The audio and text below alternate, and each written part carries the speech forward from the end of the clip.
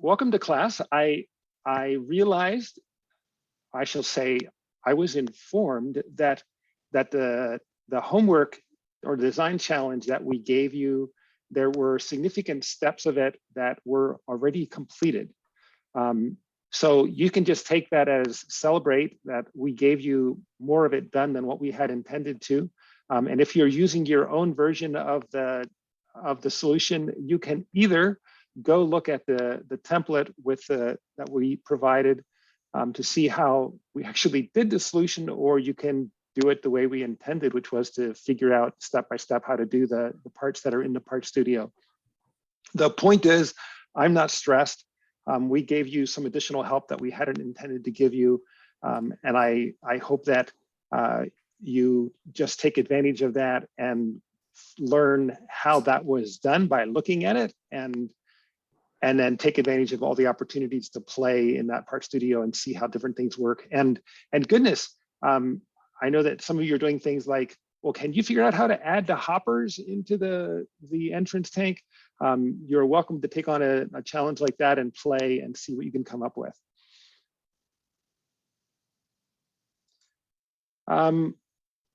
Today, we're going to do some new stuff, some new things. So I want to give a little bit of an introduction to flocculation, and then I want to have an opportunity where you all think about flocculation. And so I'm hoping that you have the ability to do some math. And if you like to do math with the calculator or a piece of paper, that you have something like that accessible, I'll break you up into teams. Don't worry, this is a low stress situation. You're going to be working in teams and trying to figure out some things about what must be happening in flocculation. When we ended the last time, we had just figured out that goodness, that things like bacteria cells would settle at ridiculously slow velocities. And I just wanted to drive that point home, that there's a reason why we are planning on flocculating the water before we send it to our sedimentation tanks. And that is, if you were waiting for a bacteria cell to settle, you would need a sedimentation tank that is on the order of 100,000 times larger than the sedimentation tanks that Agua Clara builds, which would mean that they would cost on the order of 100,000 times more. And that would mean that if you were thinking about building one of these in Tanzania, you would say, I guess not. Whenever you see factors of 10, let alone 100 or 100,000, it's a big deal. A factor of 10 is a huge thing. And if that's not clear to you, think of it in terms of the hourly rate that you would like to earn. And if a factor of 10 doesn't get you excited, well, then I don't know. I guess I ran out of ideas. But most of us would get excited about a factor of 10 with a salary bump. So we've got to figure out this factor of 100,000, that if we want to remove bacteria in a sedimentation tank, and we will end up successfully removing bacteria in a sedimentation tank, we've got to figure out the trick. And the trick was, and you saw that with this slide, that if we could increase the diameter of the particles by maybe aggregating them, bringing them together, we could get them to settle faster. So that's what we're on the path to do. And let's see if this works.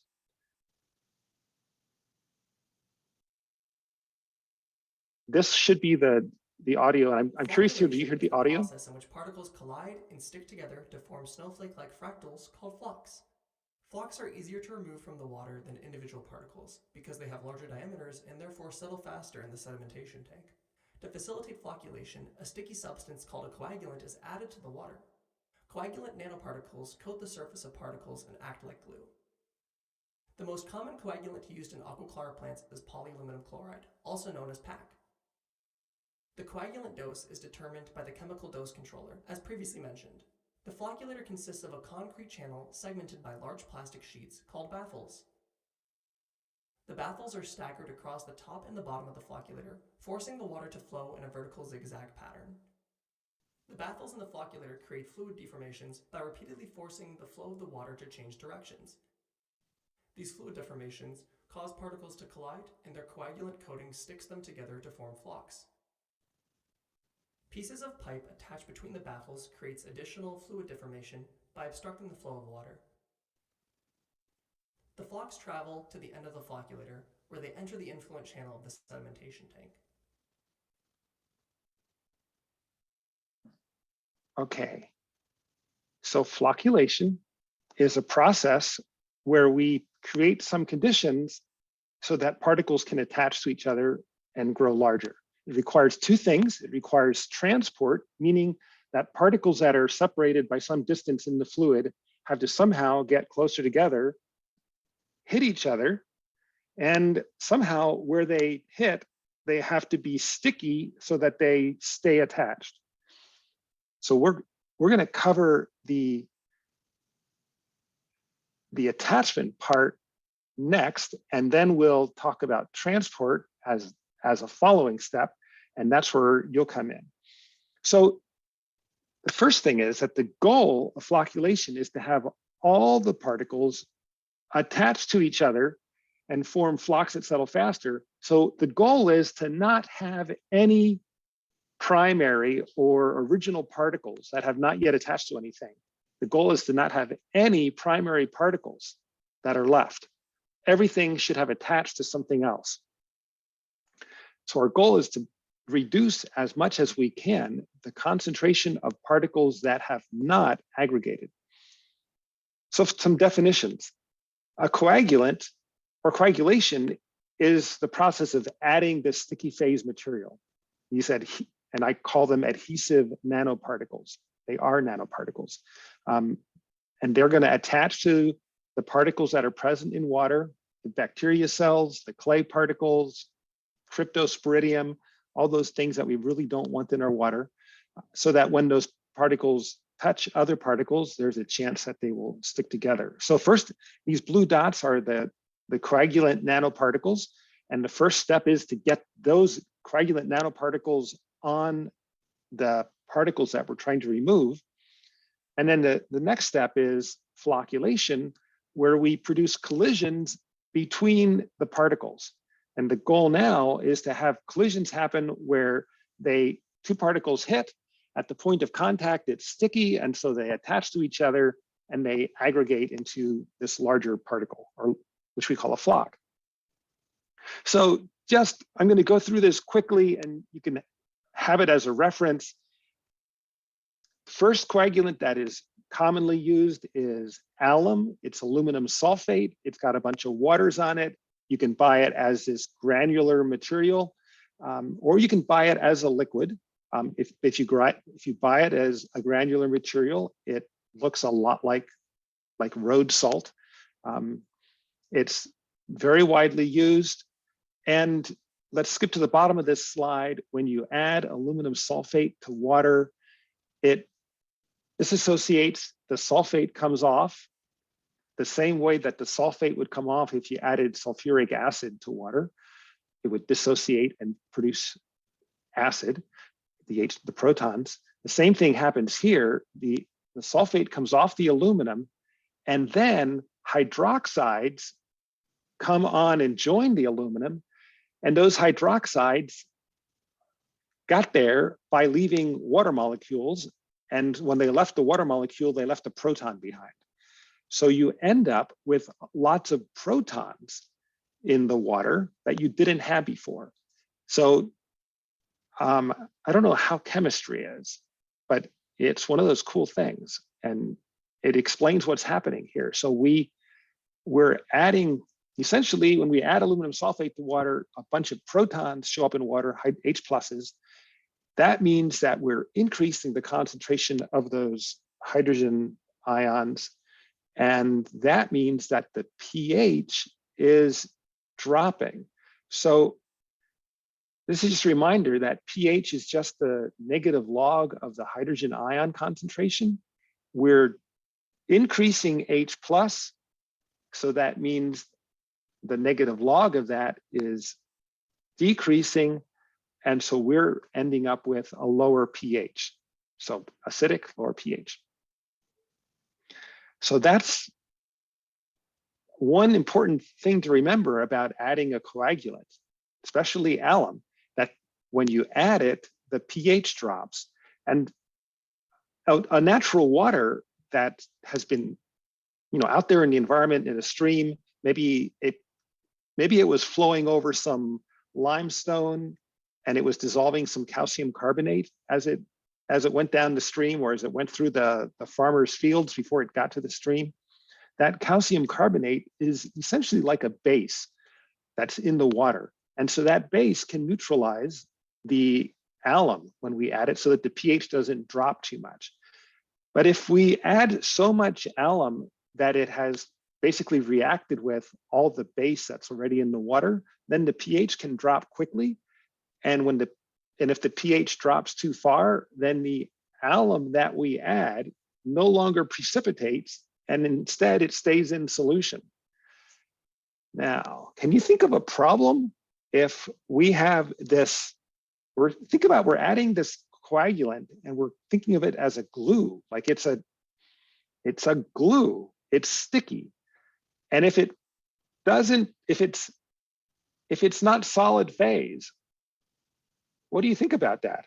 What do you think about a glue that is liquid? Would a glue that is liquid hold things together?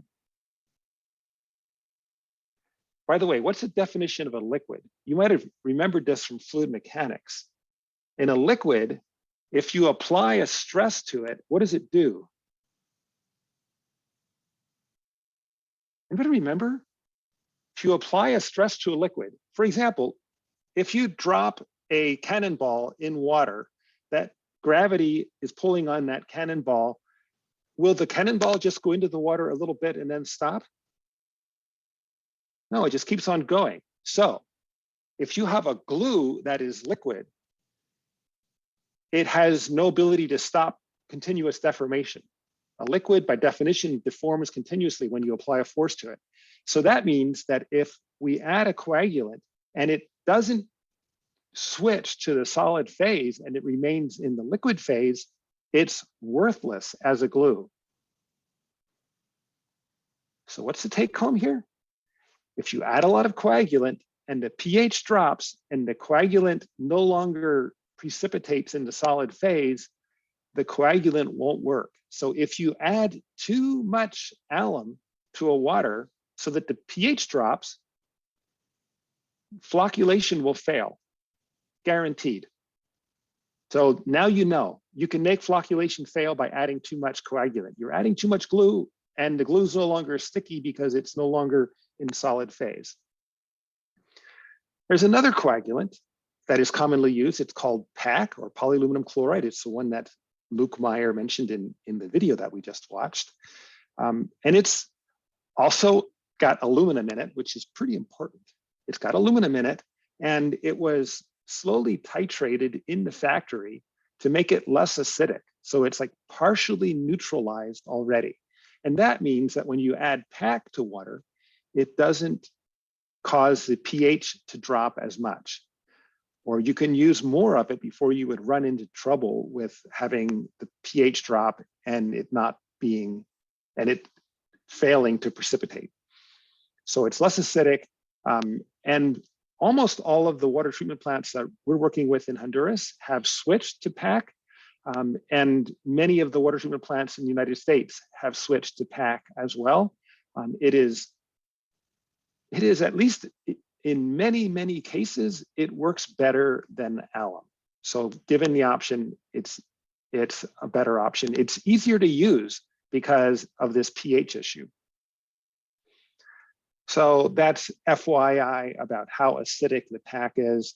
The take home is that in either case, you end up having this aluminum hydroxide that is precipitating and forming these sticky nanoparticles. And I'm driving home this point about solubility. Like you could say, oh, well, why can't I add NaOH or calcium hydroxide to water? Well, the reason that those don't do it, or at least one of the reasons why those don't do anything for us, is because those are completely soluble at neutral pH. So they have no chance of working. The coagulant has to be solid phase at neutral pH in order for it to actually do its work of gluing particles together. Another cool thing about aluminum hydroxide, these nanoparticles, they are sticky. We kind of hold that question lightly about why are they sticky? We have hypotheses that it's because aluminum hydroxide is very, very, very polar, even more polar than water. And so that may be one of the big reasons why it is sticky, but that is something that we don't have well defined. But we do know that aluminum hydroxide is so sticky, it likes to stick to itself, it likes to stick to lots of different kinds of particles, and that's why flocculation using these aluminum-based products has been working for the last 100+ years. And I think I failed to mention in this presentation, another coagulant is ferric chloride. And it's interesting, it's Fe+3, just like it's Al+3. So it's when it precipitates, it's going to grab 3 hydroxides around it. It has very similar properties, iron hydroxide and aluminum hydroxide. Both of them end up forming these sticky nanoparticles. I have no experience using iron as a coagulant, but I know that it is done in some plants. So we're seeking these attachments between particles. We're going to add this sticky insoluble coagulant. Just a little aside here.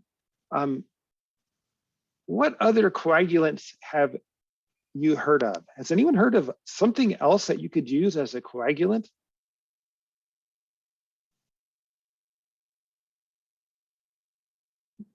Possibly not. It depends which circles you run around in. Okay, so another coagulant that's out there is there's a moringa seed. It is a plant that grows in many parts of the world. And anytime I get a group of students working on water treatment, someone says, well, why don't we switch to moringa seed as an alternative coagulant?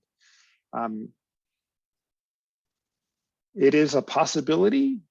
I am exceedingly skeptical that it would work for a number of reasons.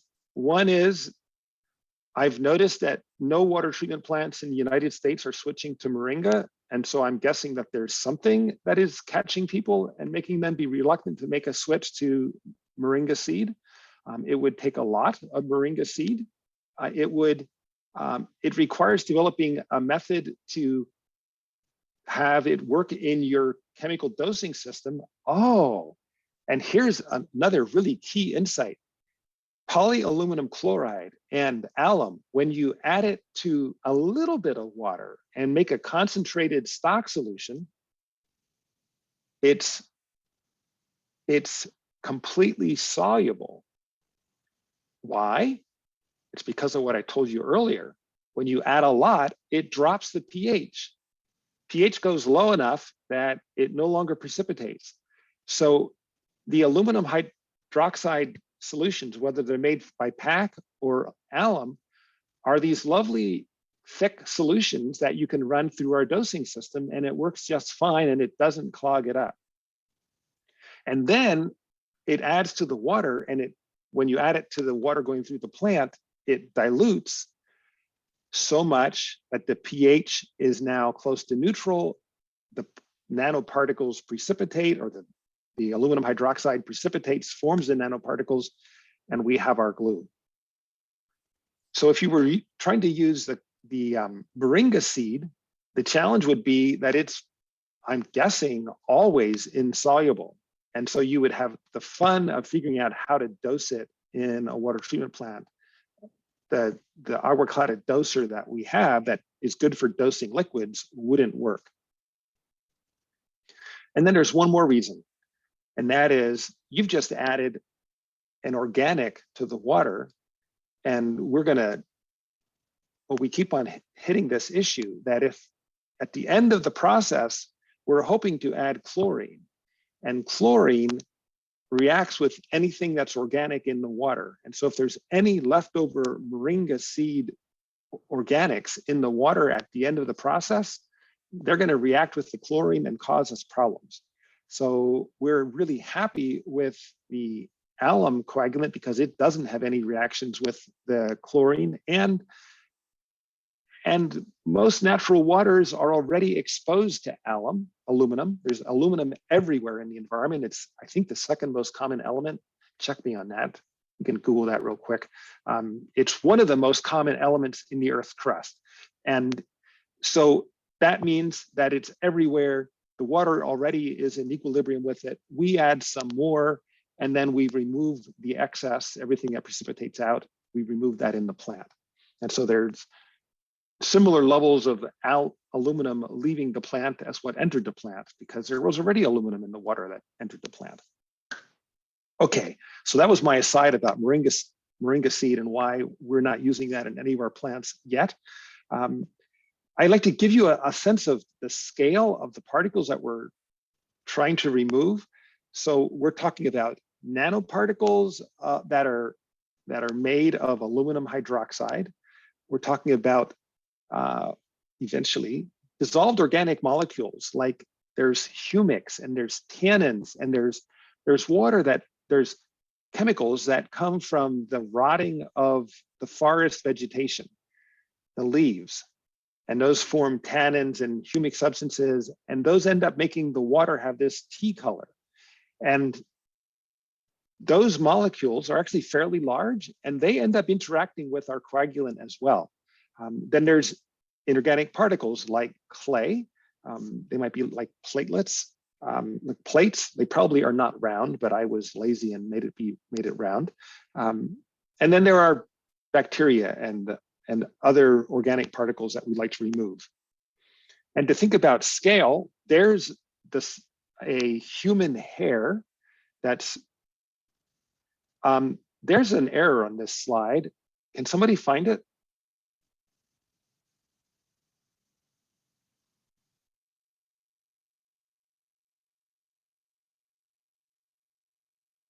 Who's got it? Millimeters in diameter.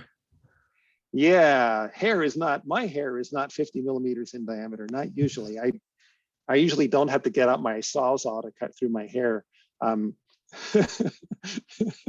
That would just be awkward. So that was supposed to be a micrometer, 50 micrometers in diameter. A factor, this is another case where a factor of 1,000 does make a big difference. So that was 50 micrometers. And then I tried to make things to scale on this slide. So there's a clay particle. It's only about 5 micrometers in diameter. There's a tiny little bacteria cell. And I don't know, you probably can't see the coagulant nanoparticle, but it's kind of like the smallest thing that you could imagine on this screen, like 1 pixel or less. So these are the sizes, roughly.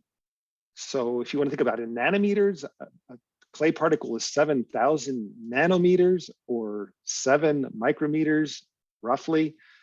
Bacteria is 1,000 nanometers or 1 micrometer. And then the natural organic matter might be 50 nanometers in diameter. And some of the chemists might argue about whether all of these things are in solution or whether they are in suspension. And that line is kind of arbitrary and capricious. They all have some particle-like behaviors, even natural organic matter, which can act like it's completely dissolved. It also has some particle-like behaviors when it has a chance of attaching to a coagulant nanoparticle.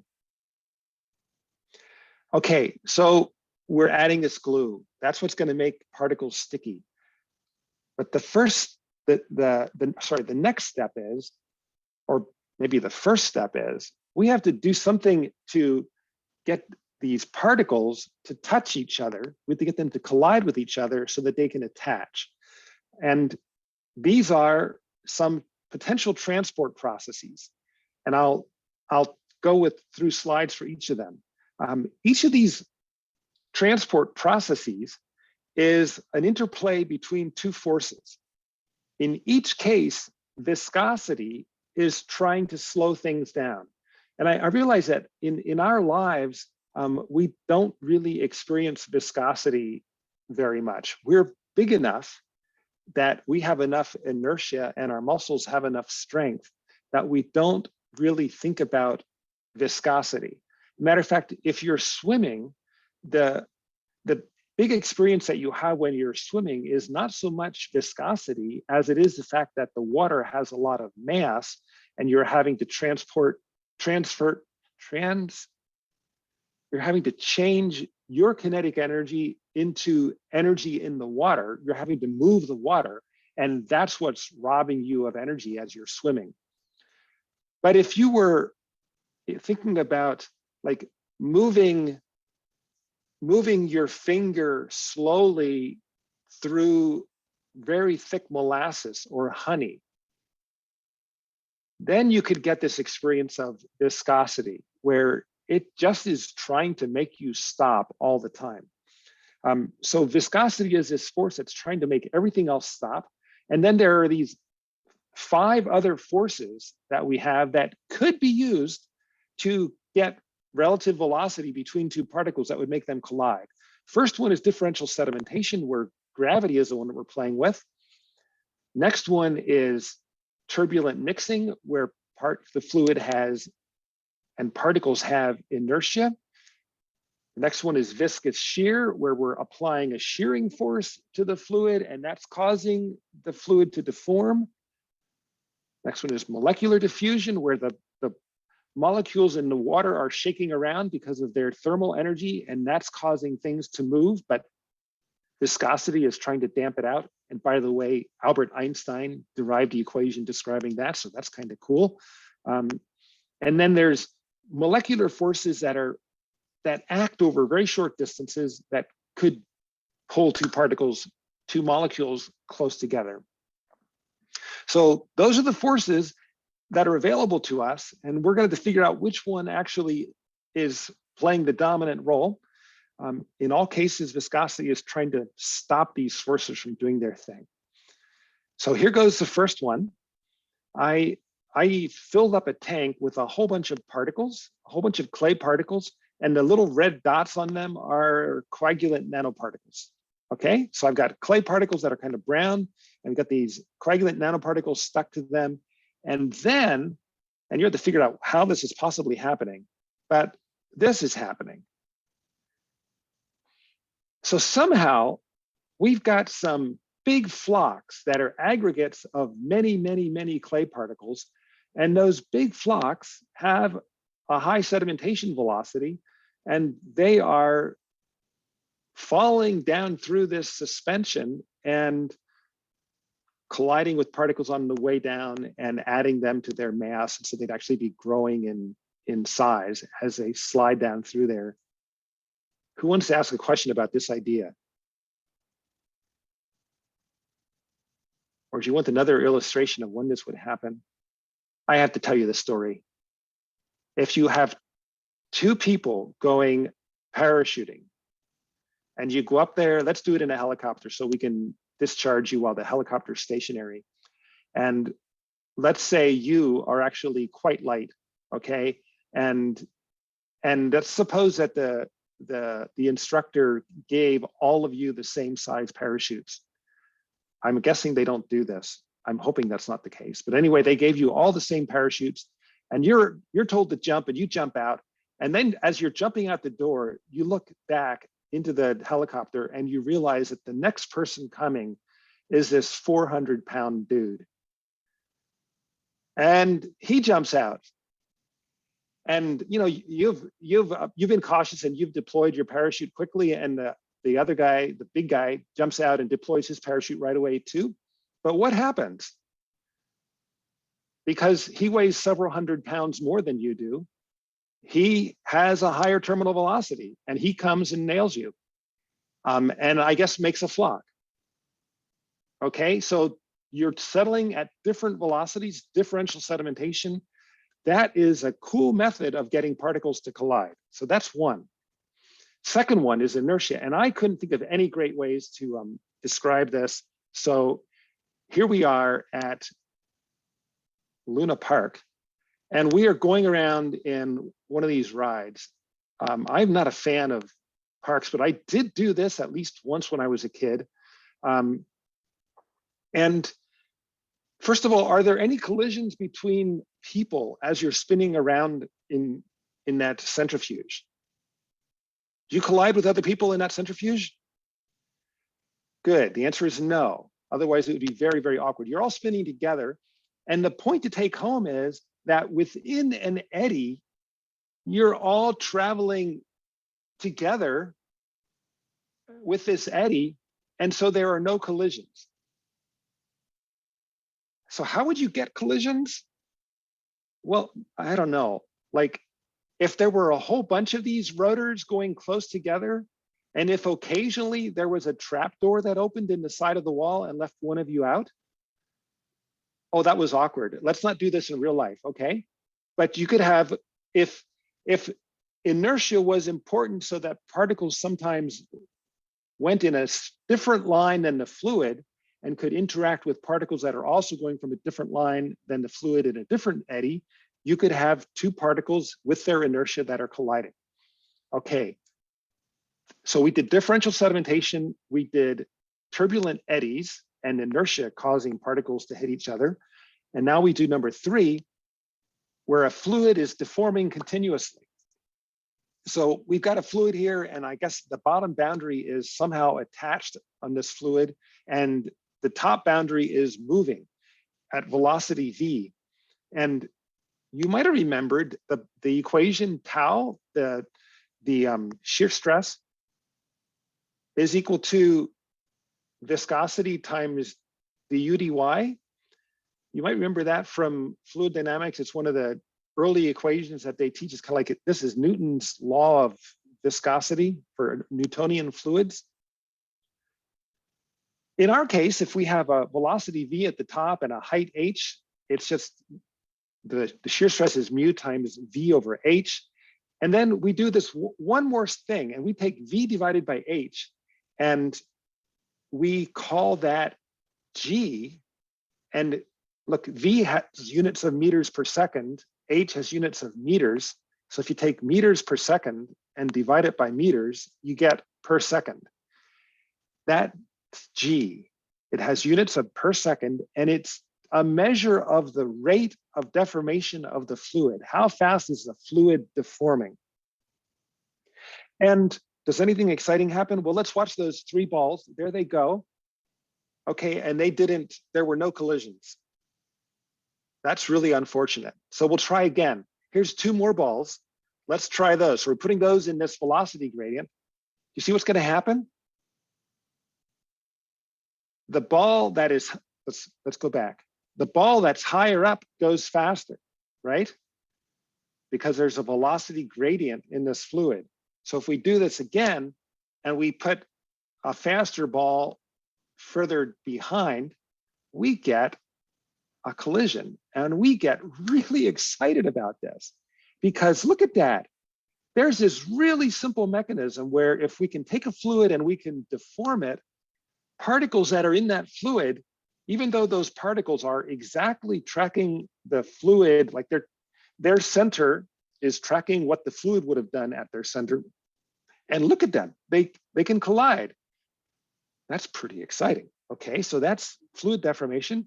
Here's the next one, molecular diffusion. This one you can look at all day, and maybe you can see that there's something moving there. If you look really close, you can see that those little grains of salt or whatever they are, I don't know what they were made of, are moving around a little bit in the water, and it's because of the molecules of water hitting the sides of those crystals. Molecular diffusion is not significant for particles that are more than a few micrometers in diameter, which means that clay is pretty much unaffected by molecular diffusion, and so it doesn't help us there. It is significant for molecules and nanoparticles, including viruses and also our coagulant nanoparticles. And then this last force is molecular forces. Now we're down at the scale of an atom or a molecule. The origin of this force is things that are beyond me, that are happening at the molecular level. The one that I kind of understand is electron clouds get pulled towards a more electronegative atom, and that results in a cloud of electrons that is more positive at one place and more negative at another. And so if you bring another, in this case, an HF molecule up, hydrogen fluoride molecule up, the positive side of that molecule will like to get close to the negative side of this molecule. That's the same mechanism that's happening in water, where in water, the oxygen grabs the electrons and leaves the hydrogens without electrons, leaves them positively charged. And that means that water molecules, if this, my hand is the oxygen and my thumb and fingertips are the hydrogen, another water molecule will like to come up and it will attach oxygen. The oxygen will get close to a hydrogen because the oxygen is negative, the hydrogen is positive. Molecular forces are real, they're a cool thing, but they only act over distances that are on the scale of the atoms, on the scale of maybe a nanometer or a couple nanometers. And so they don't have the ability to transport our clay particles that are separated by many thousands, many thousands of nanometers and get them to attach. So not relevant. So now, this is what I brought you here for today. I want to do a thought experiment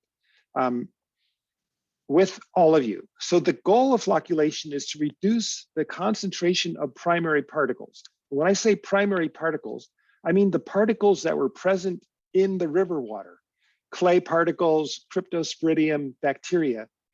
And they're reducing the concentration of solo primary particles by having them combined with other particles. And as soon as they're combined with other particles, we're happy because that combination is going to be easier to remove in the sedimentation tank. So the question is, what happens if we start with two very different surface water suspensions? One of them looks clean enough to drink. It's 5 NTU. It would meet the water quality standard for drinking water in Honduras, not in the United States. So that's one, 5 NTU. And the other one that looks like chocolate milk, but maybe not as appetizing, okay? Those are two very different suspensions, very different concentrations of clay particles. And this is the question that might seem daunting, but I want you to wrestle with this.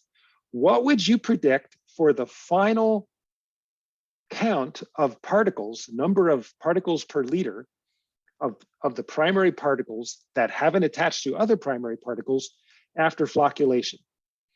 Now, I could have spent a week trying to explain lots of equations and giving you models for how this is going to work, but I want you to just take your intuition to the max and see what you would predict. And one of the reasons why I'm doing this is because in order to understand flocculation, and indeed, in order to understand how a water treatment plant works, you have to think about it at the scale of these particles. If you're thinking about a water treatment plant at the scale of a meter, you can understand maybe the hydraulics of what's happening as water flows through the flocculator, but you can't understand what's happening down at the level of particles. And in order to understand why the design is the way it is, we have to understand what's happening at the level of particles, because we are trying to be very clever in our design to figure a way out to get particles to collide, to not get ripped apart, and to be able to get them to settle out. And so we have to be thinking about what's happening at that particle level. So that's the thought experiment.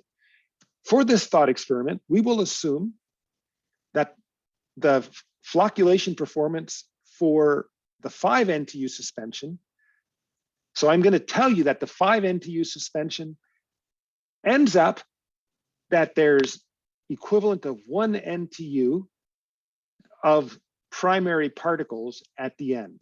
Now, to help you think about NTU, I'm going to say, and this is almost right, that 1 NTU is equal to 1 milligram per liter. Okay, so 5 NTU is 5 milligrams per liter, 500 is 500 milligrams per liter, and 1 is 1 milligram per liter. And that means that we started out with 5 milligrams per liter of clay particles in this river water.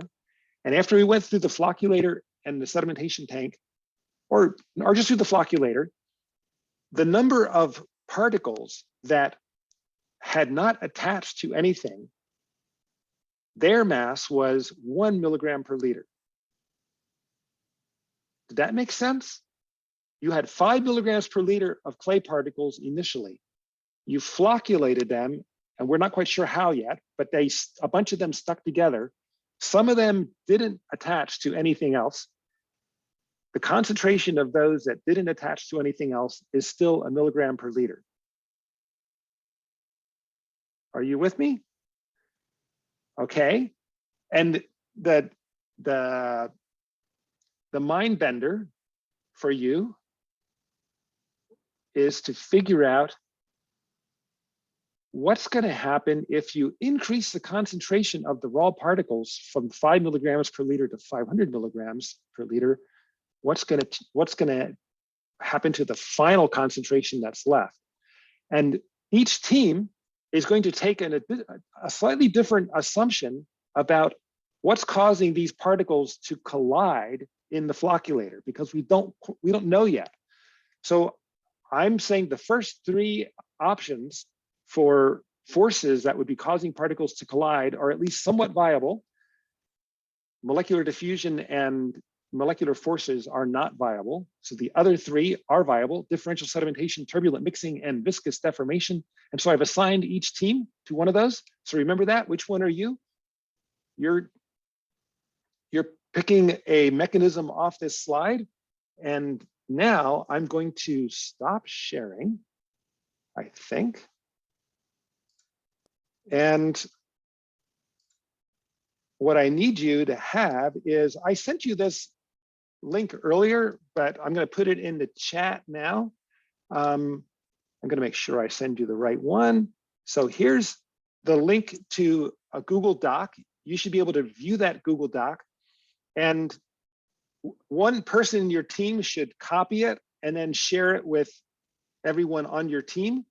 And your goal is to fill out this table. So this table, you have to figure out what is the mass of one clay particle. And back on slide 2, I give you a bunch of assumptions. So you can use those assumptions. And I want to stress that you can either go like, try to do precise calculations, or you can do estimates, and I'm fine with estimation. So if you want to do like, I'm close, this is an estimate. If you're within a factor of 10, you're great, okay? So you're going to figure out the mass of a clay particle. You're going to figure out how many clay particles are in a liter, given that there's 5 milligrams of clay particles in a liter, and you know what the mass of one is. And you're going to continue on down through. So you're going to do problems 1, 2, 3, 4, and 5. All of you are going to do those. And then, and those you can, let's see, down to 5, you can calculate based on assumptions, and they should be reasonable numbers. And then for 6 and 7, you're going to have to guess wildly. But I want you to try to like create a hypothesis, and based on that hypothesis, think about what you think would happen. Like, is the water dirtier or cleaner, or what happens when you have dirtier water to start with? Who has a question about process? Are you game? Get out your calculators, see what you can do. You'll learn something about suspensions. Okay, so I think, oh, and you each are going to pick a reporter, and when we come back together, we'll have each team report in on what you discovered. So be prepared to share your Google slide. If you have questions, feel free to chat to me and Patrick. I think you can chat to us when you're in your breakout room, and Patrick and I might also browse around, or at least I will browse around and say hi to different rooms and see what questions you're having. And my guess is, yeah, go ahead, Eric. Good question. So for each group, just to get a sense of everything, so we have 2 teams per method. So fluid deformation, turbulence, differentials, sedimentation. So do we, for each 2 teams, we just copy this and we answer all of these for like our specific method? Yeah, each team goes through 1, 2, 3, 4, 5, which is identical for all of you. But each team does that math themselves. And then the different teams will either be using A, B, or C, depending on which one you're working on.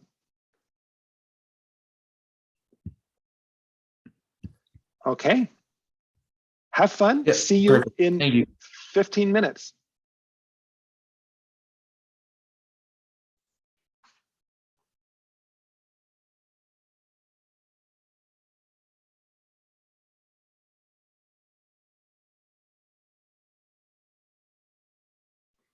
Remember to make a copy of this slide and share it with your team, so you have your own version.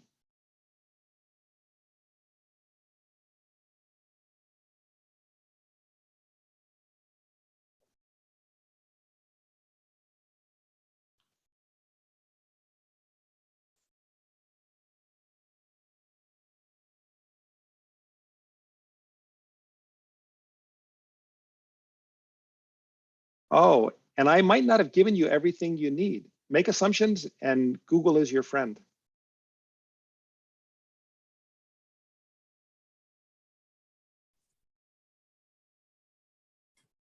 Do you want me to make the breakout rooms, Monroe? Go for it. Okay. Let's see. How many teams? No. Oh, I wanted them to go into their teams. okay. Can you do that? Yeah, I can. Well, I can make it open so they can choose. So Okay.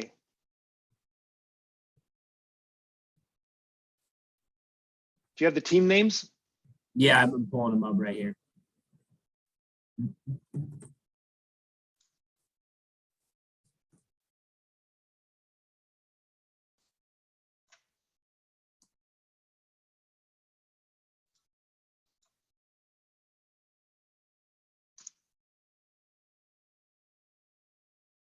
Thank you.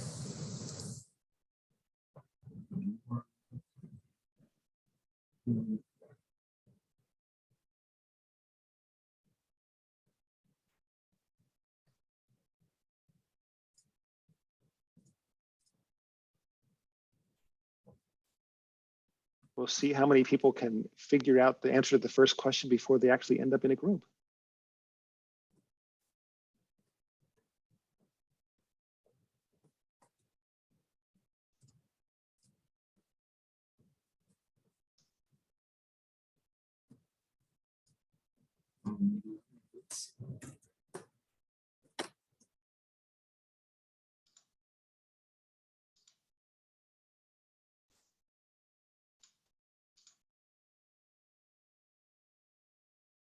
I think you should be. Did I miss a team?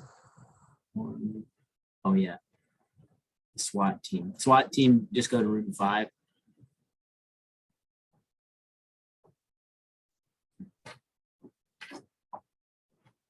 Very creative, neat name.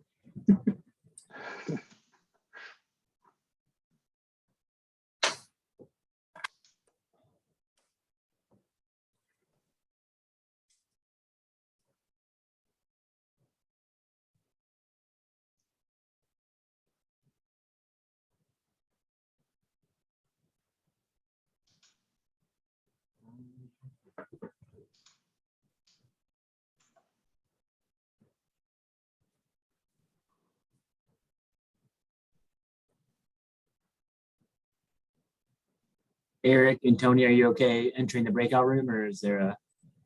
Nothing's popping up for me. Oh, okay. Go to the bottom and pick the breakout room you want to go into. It won't pop up. So at the bottom row, it says like breakout room. If you click on that, Gotcha. yeah. In I'm still not seeing where. Do you have a dot more at the bottom? Can you just put her in one? Yeah. Patrick? Which team are you, Tony? I'm on H2 hydro. Okay, I think I can override it. How about now? Yeah. Cool. All right. Excellent.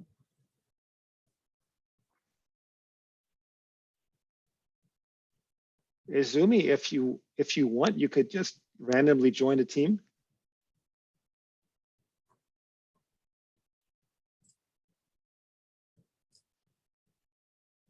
And is Evan the graduate? Yeah. Yes. Probably working hard. Yeah, I'm building a storm network right now. Excellent, excellent.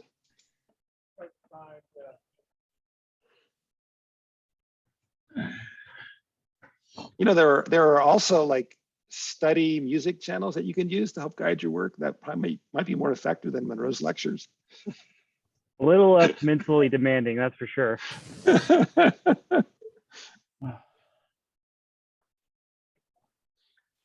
Okay, if I go join a room, You can come back. I can come back. Okay. So I'm just gonna. Don't, when it says leave, when you click, I always mess this up. There's like when you're in the room, you can click leave, and like the first option is leave the meeting. You want to leave breakout room. I have done that where I like left and then it closed, whole big thing. Okay. Okay, so I'm gonna join the Patrick Stars. I'll see you guys. Go harass them.